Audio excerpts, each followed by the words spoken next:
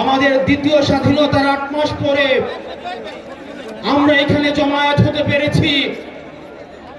আমরা যেসব দাবিতে জমায়েত হয়েছি আজকে, সেটি আমাদের জন্য গর্বের কিছু নয়, বরং এটি আমাদের জন্য লজ্জা। ৫ই আগস্ট সিদ্ধান্ত হয়ে গিয়েছে হাসিনার পুনর্বাসন, আওয়ামী লীগের পুনর্বাসনের প্রতি সারা বাংলাদেশের মানুষ রেড কার্ড দেখিয়ে দিয়েছে। ৫ই আগস্ট ৫ই আগস্টের পরে ৫ই আগস্ট আমরা সিদ্ধান্ত জানিয়ে দিয়েছি, এই ভূখণ্ডে আওয়ামী লীগের আর পুনর্বাসন হবে না। যেই আওয়ামী লীগ আমাদের দাড়ি টুপিওয়ালা ভাইদেরকে বাইতুল মুকাররমের সামনে থেকে টেনে টেনে রাস্তায় নামিয়ে এনেছিল, সেই আওয়ামী লীগের আর পুনর্বাসন হবে না।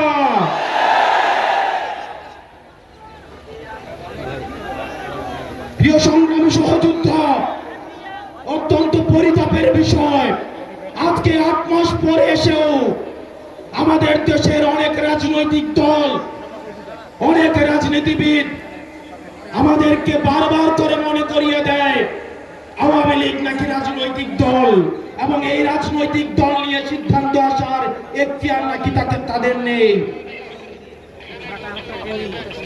ডক্টর মোহাম্মদ ইউনূস গত কিছুদিন আগে বলেছেন আগামী নির্বাচনে আওয়ামী লীগ অংশগ্রহণ করবে কি করবে না সেটি সিদ্ধান্ত নাকি আওয়ামী লীগের। ডক্টর মোহাম্মদ ইউনূস, আপনি ভুলে যাবেন না, আমরা আপনাকে ক্ষমতায় বসিয়েছি। আওয়ামী লীগ নির্বাচন করবে কি করবে না, আওয়ামী লীগ আসবে কি আসবে না, এই সিদ্ধান্ত নিয়েছি আমরা। আওয়ামী লীগ মারা গিয়েছে বাংলাদেশে, আর জানাজা হয়েছে দিল্লিতে। আমার ভাই আপনার এবং শহীদ আবু আলিফের রক্তের উপর পাড়া দিয়ে এই আওয়ামী লীগ বাংলাদেশে আসবে না। এই সংস্কার আমাদের দেশের সবচেয়ে বড় সংস্কার, আওয়ামী লীগকে নিষিদ্ধ করতে হবে। কোন কিন্তু অথবা নেই, আচ্ছা দেখছি এরকম কিছু নেই, আওয়ামী লীগকে নিষিদ্ধ করতেই হবে। আপনারা ভুলে গেলে চলবে না, আওয়ামী লীগ কোন রাজনৈতিক দল নয়। ৭১ পরবর্তী সময়ে আপনারা দেখেছেন শেখ মুজিব সর্বপ্রথম বাকশাল কায়েম করে গণতন্ত্রকে গলা টিপে হত্যা করেছে। এই বাকশালী দিয়ে ৩০,০০০ জাসদ কর্মীকে হত্যা করে সারা বাংলাদেশে কসাইতন্ত্র কায়েম করেছে। আওয়ামী লীগের লুটপাটের কারণে আপনারা দেখেছেন ৭৪-এর দুর্ভিক্ষে ১৫ লক্ষ মানুষ মারা গিয়েছে। আমরা বারবার করে বলতে চাই, আওয়ামী লীগ কোন রাজনৈতিক দল নয়, আওয়ামী লীগ হচ্ছে একটি সন্ত্রাসী সংগঠন। এই সন্ত্রাসী সংগঠনকে নিষিদ্ধ করার মধ্য দিয়ে আমরা সংস্কার দেখতে চাই।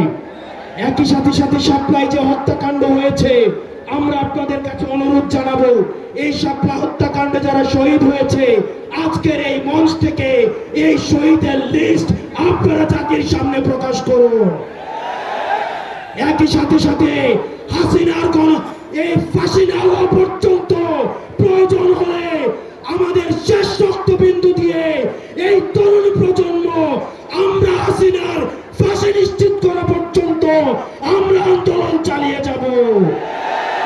এবং নারী সংস্কার নিয়ে যেই কনসার্ন আপনাদের কাছ থেকে এসেছে, আমরা চাই ডক্টর মোহাম্মদ ইউনূস এই কনসার্ন গুলোকে আপনি অতি সত্বর অ্যাড্রেস করবেন, এবং অপ্রয়োজনীয় যে সংস্কারগুলো রয়েছে সেটিকে পাশ কাটিয়ে প্রয়োজনীয় যে সংস্কারগুলো রয়েছে, যেটির মধ্য দিয়ে নারীদের অধিকার নিশ্চিত হয়, যেটির মধ্য দিয়ে নারীদের সম্মান নিশ্চিত হয়, এবং আমাদের দেশের ধর্মীয় এবং কালচারাল সাংস্কৃতিক যে সম্মান অক্ষুণ্ণ থাকে, সেই অধিকারগুলো, সেই সংস্কারগুলোতে আপনাকে জোর দেওয়ার জন্য আহ্বান জানাচ্ছি। আপনারা ভালো থাকবেন, সুস্থ থাকবেন।